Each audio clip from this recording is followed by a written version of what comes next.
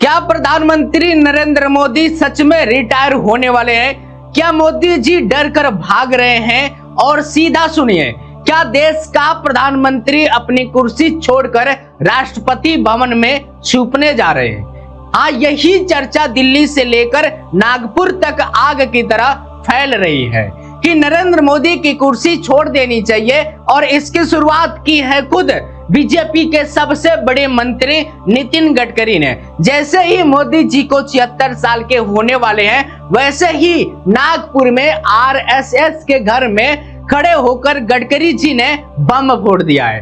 अब मुझसे काम नहीं होता, नई पीढ़ी को आना चाहिए। ये किसको कहा जा रहा है, खुद को या नरेंद्र मोदी को? और जैसे ही यह बात आई है, बीजेपी के अंदर भूचाल आ गया है, ऑफिस से सफाई आने लगी है, फोन गनगनाने लगे। लेकिन बात सिर्फ यही खत्म नहीं होती है।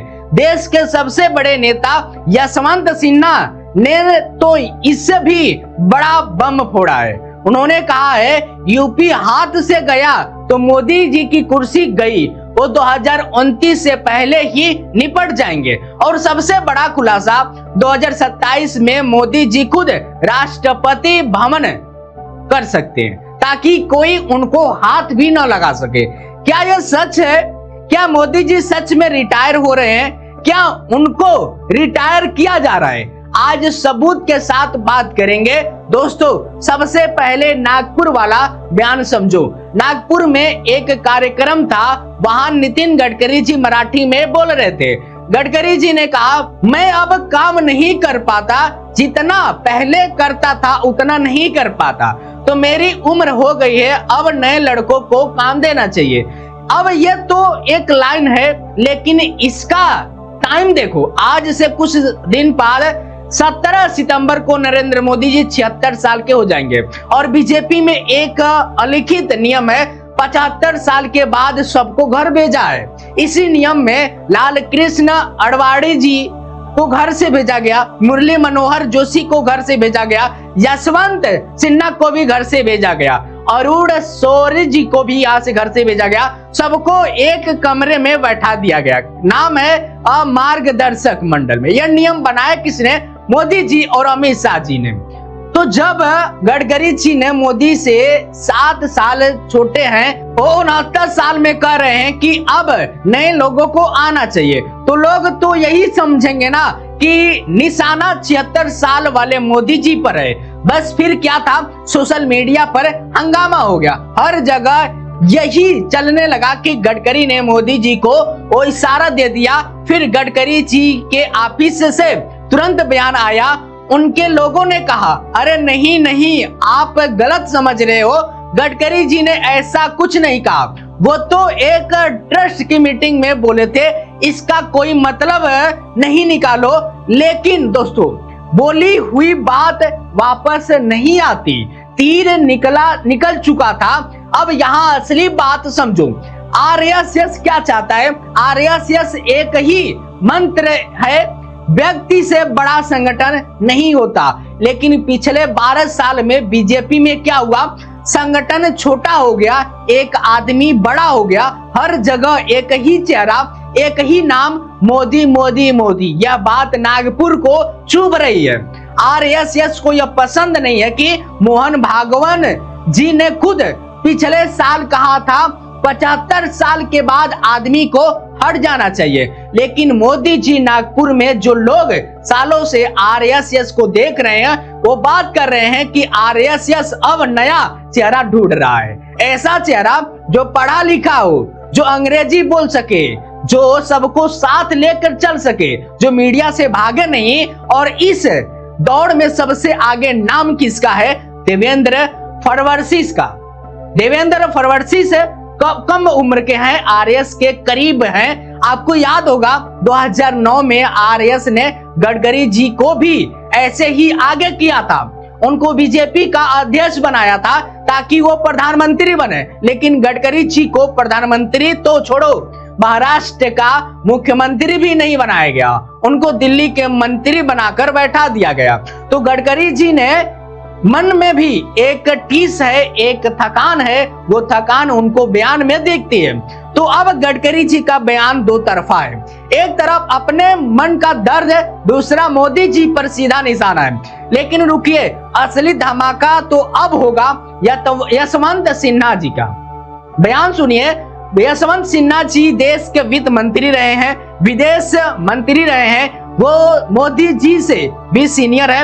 यशवंत सिन्हा जी ने कहा, मैं खुलकर कह रहा हूं, अगर उत्तर प्रदेश बीजेपी के हाथ से निकल गया तो मोदी जी की दिल्ली की गद्दी पर नहीं बचेंगे, उनको 2029 से पहले ही जाना पड़ेगा। यशवंत सिन्हा जी ने कहा, यूपी की 400 सीटें से जो खबर आ रही है वो बीजेपी के लिए अच्छी नहीं है, संकेत खराब है। और उन्होंने एक और बात कबूली है।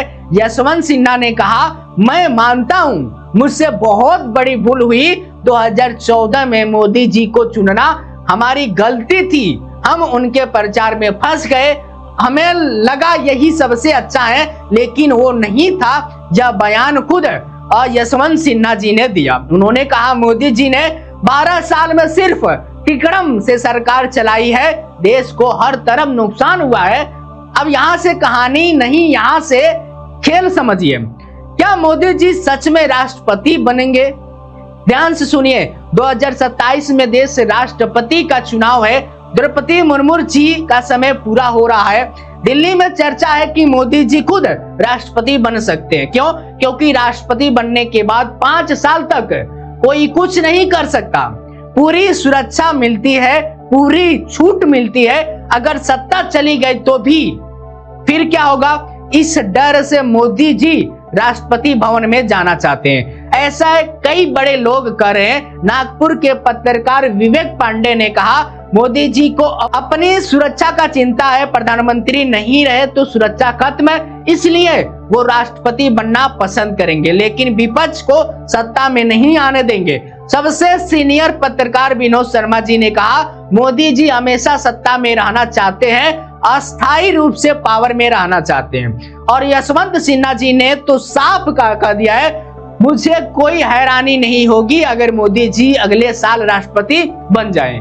इनको ऐसी जगह चाहिए जहां उनको कोई पकड़ न सके।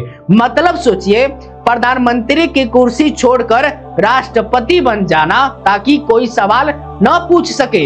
यह बात मैं नहीं कह रहा हूं, यह बात दिल्ली के बड़े बड़े लोग जुबान पर है। और इस सब के बीच में देश का आदमी कहां है? आज जेनजी के लड़के, 20 साल के युवा नौकरी के लिए सड़क पर हैं। वो 5 सितंबर को दिल्ली में फिर से बड़ा मार्च करने वाले हैं। इंडिया गेट से पुलिस हेडक्वार्टर तक सरकार डरी हुई है।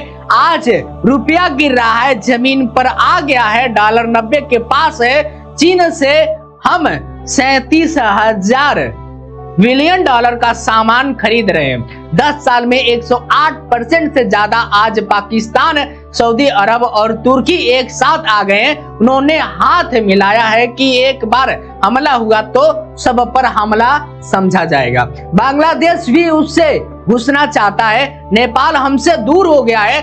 चीन तो पहले ही दुश्मन है। हमारी विदेशी नीति, हमारी रक्षा नीति, हमारी अर्थव्यवस्था नीति पर 3 पर सवाल उठ रहे हैं। लेकिन आपको टीवी पर क्या दिख रहा है? सिर्फ जन्मदिन की तैयारी। अमित शाह के अक्टूबर में पूरे देश में जलसा करने वाले हैं। मोदी जी के 25 साल पूरे होने पर एक तरफ जलसा, दूसरी तरफ रिटायरमेंट की चर्चा। कितना बड़ा फर्क है दोस्तों। निचोड़ क्या निकला? निचोड़ यह है कि गडकरी जी ने जो कहा वो सच है। नई पीढ़ी को आना चाहिए और यह बात मोदी जी पर भी लागू होती है जो 76 साल के हो रहे हैं। निचोड़ यह है कि आरएसएस के अंदर एक बड़ा हिस्सा चलता है कि मोदी जी अब हटे। निचोड़ यह है कि यशवंत सिन्हा जो कह रहे हैं वो यूपी गया तो मोदी भी गए। और निचोड़ यह है कि 2027 में राष्ट्रपति बनने का रास्ता मोदी जी के लिए खुला है। अब मेरे 3 सवाल हैं। एक सवाल आपसे, पहला सवाल नरेंद्र मोदी जी से, अमित शाह जी से, आपने 75 साल वाला नियम बना कर अड़वर्सी और जोशी के घर पर भेज दिया था, तो वो नियम आप पर लागू क्यों नहीं होता है? अब नई पीढ़ी को मौका देना चाहिए। दूसरा सवाल मोहन भागवत जी से, आप कहते हैं कि संगठन बड़ा है, व्यक्ति नहीं, तो जब एक व्यक्ति के कारण संगठन छोटा हो रहा है तो आप खुलकर बोलते क्यों नहीं है कि आप चाहते क्या है? तीसरा सवाल, उन सब नेताओं से आज जो चुप है, अगर यशवंत सिंह जी कह सकते हैं कि 2014 में भूल हुई थी, तो उस भूल की खामियां आज देश का युवा को क्यों भुगतना पड़ रहा है, जो नौकरी के लिए सड़क पर भटक रहे हैं? और आखिरी सवाल आपसे, जो वीडियो देख रहे हैं और ये जो सुन रहे हैं, आपको क्या लगता है कि क्या 76 साल होने के बाद भी मोदी जी को कुर्सी पर बैठे रहना सही है, या उनको खुद कह देना चाहिए कि अब मेरे बस की बात नहीं है, नई पीढ़ी को आने दो? नीचे कमेंट में बताइए, क्योंकि आपका ही राय सबसे ज्यादा जरूरी होता है।